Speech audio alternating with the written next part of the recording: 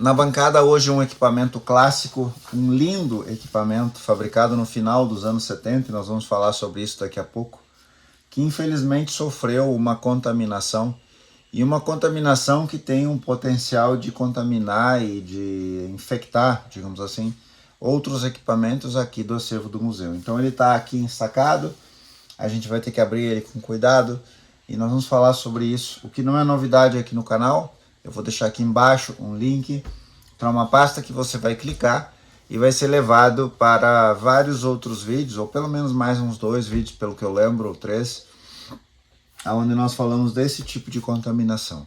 Mas esse vídeo será bastante útil porque nós falaremos outros assuntos relacionados a um equipamento clássico, relacionados à sua raridade e o cuidado que ele merece. Vamos à introdução e voltamos em seguida.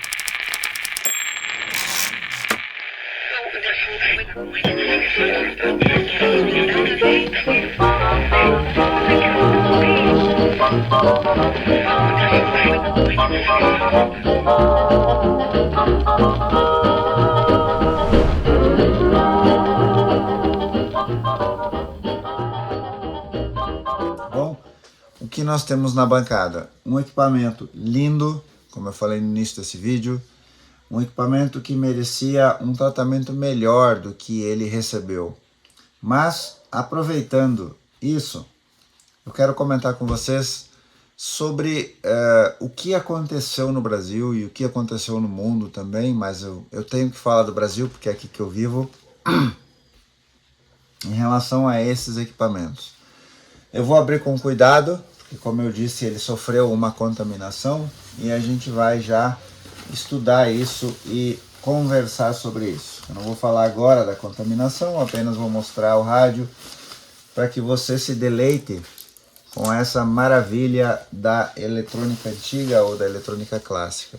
Bom, esse é o modelo sempre Sociedade Eletromercantil Paulista, uma grande empresa de eletrônica que existiu e que infelizmente não existe mais, mas que produziu aparelhos maravilhosos e que foi muito importante para o Brasil. Então, esse modelo que nós temos na bancada, e eu tenho que ter algum cuidado para movimentar ele, você vai notar que eu nem usei a base giratória porque não dá para usar, e vocês vão entender daqui a pouco.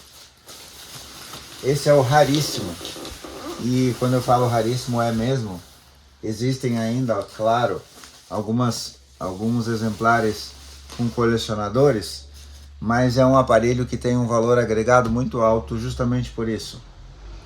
Esse é o SEMP Toshiba, então a gente já vê aqui a parceria entre a SEMP e a Toshiba, a empresa japonesa, e aqui a gente já vai ter uma indicação de data que vai nos ajudar. Modelo PT76PL/FM. Ele é um modelo clássico que vem na caixa, estilo capelinha, que deriva lá do seu irmão mais velho, o PT4, que é exatamente na mesma caixa, porém valvulado. Então ele usa esse mesmo estilo de rádio capelinha. Mas aqui a gente vê um rádio que tem uma faixa de FM, e é isso que confere a esse equipamento a sua raridade, né? E um equipamento desejado, porque um rádio como esse, que esteja em pleno funcionamento, perfeitamente restaurado, ele vai poder ser muito utilizado ainda e por muitos anos, porque quem gosta de escutar FM vai ter um rádio maravilhoso aí com áudio muito bom também. Então o FM está aqui, ondas médias está aqui com sua faixa tradicional 550-1600. Acima nós temos a primeira faixa de ondas curtas, que vai aproximadamente de 2.5 MHz, 130 metros, a 6 MHz até 49 metros. E a próxima faixa então de 9.5 a 22 MHz. Então a faixa de frequência de ondas curtas dele também, para quem gosta de ondas curtas, é muito legal, porque ela cobre praticamente de tudo aquilo que tem de ondas curtas comercial, ou que existiu, né, na faixa de ondas curtas comercial, de 2.5 a 22 MHz. Bom, mas eu tenho que deixar ele protegido e logo vocês vão entender por quê. E antes de mostrar esse aparelho e o que aconteceu com ele, eu quero comentar algumas coisas que são importantes para ajudar a formar na mente daqueles que assistem o Museu da Eletrônica uma ideia que é pouco conhecida no Brasil. Uma ideia que infelizmente se perdeu com o tempo. Talvez nunca foi cultura do Brasil, no Brasil, a preservação. Talvez isso nunca aconteceu.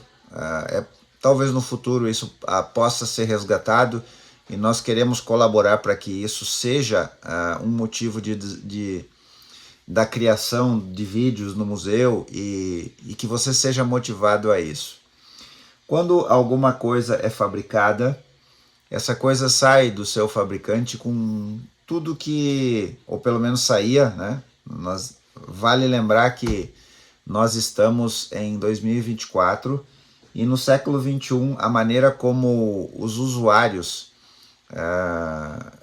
fazem uso das coisas que são fabricadas, ela também incentivou para que a indústria se transformasse. Por exemplo, nessa época, quando se comprava um produto, um bem de consumo, seja o que for, um rádio, vamos falar de 1970, um rádio, um televisor, um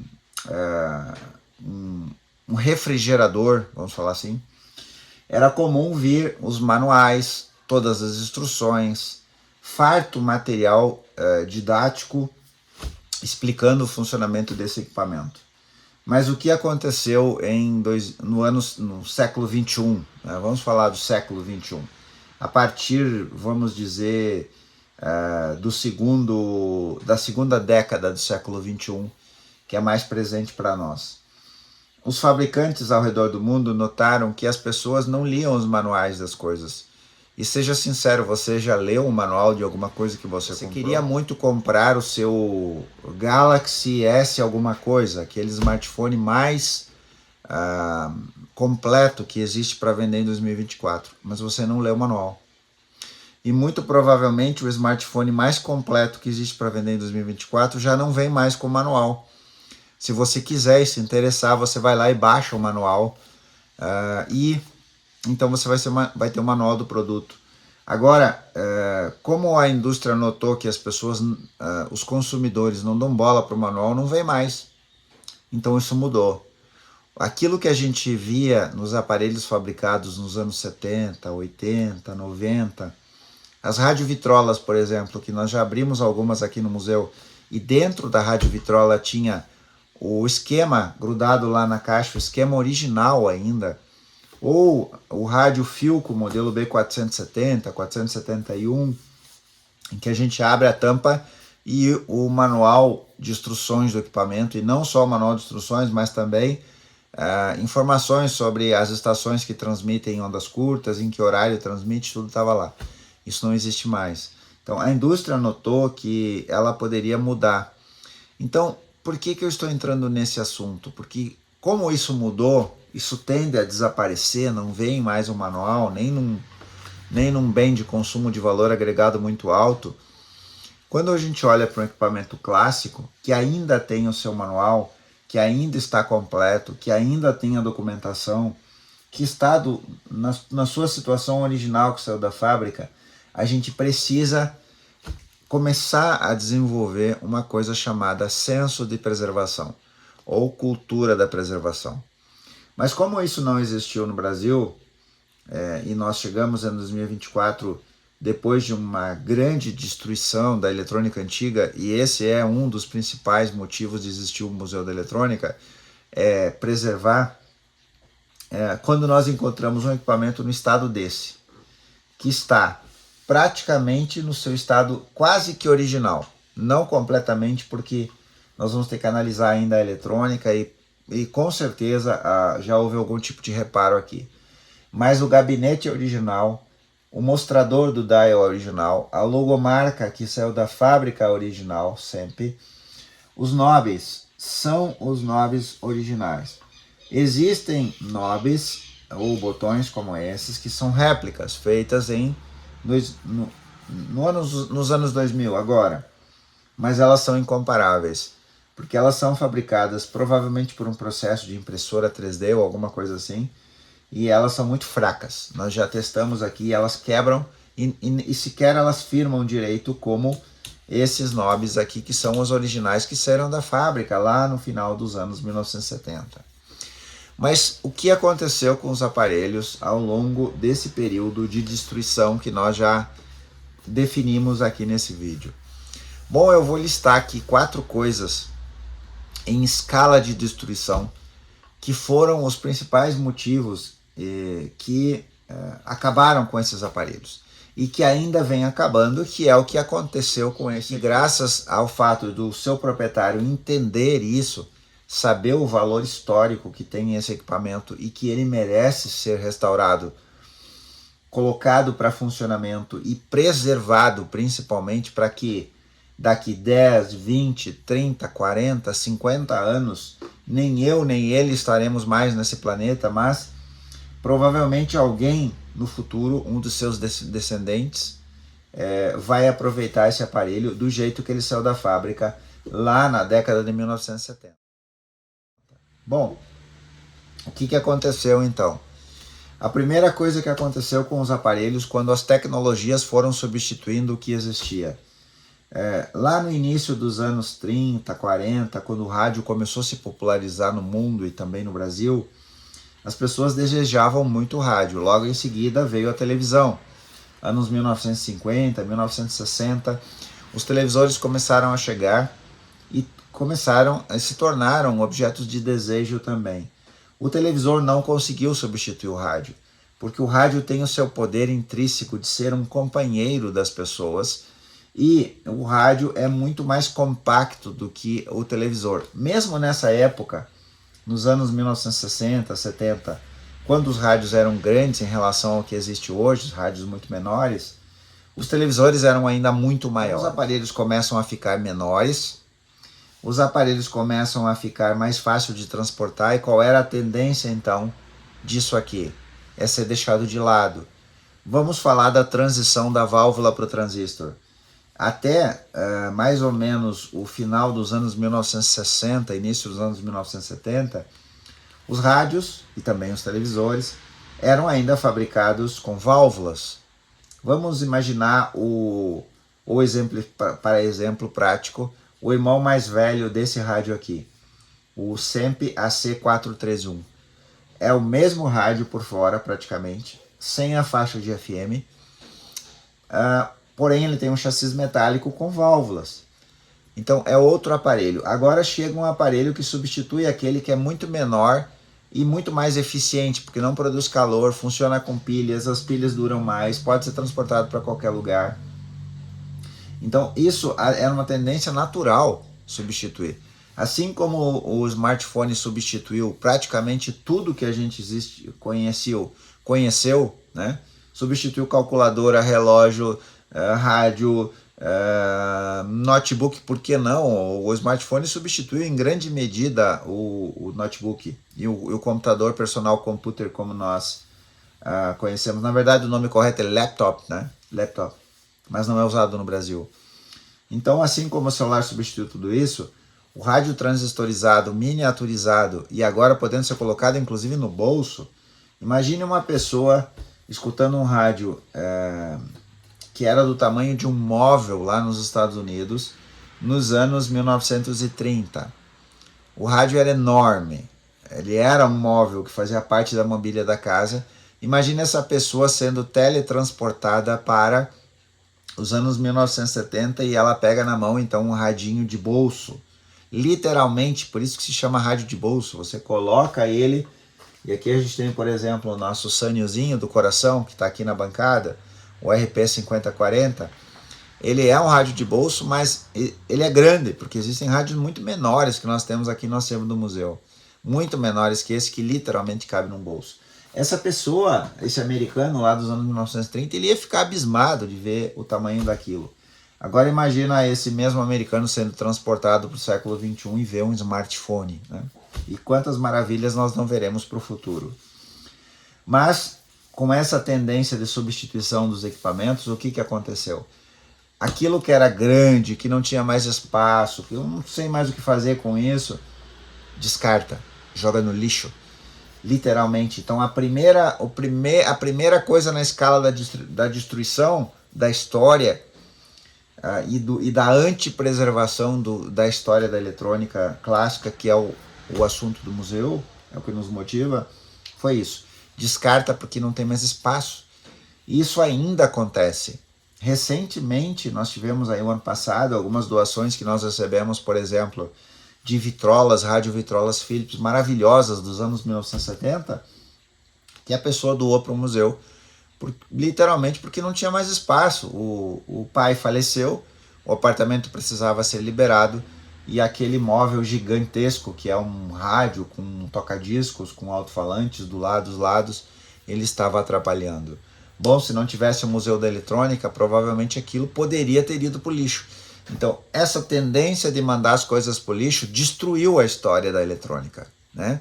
E graças aos colecionadores e às pessoas que ainda reconhecem esse valor, como por exemplo, pessoas que se dedicam à preservação de televisores clássicos. Existem ainda no Brasil colecionadores sérios, canais no YouTube que levam isso muito a sério.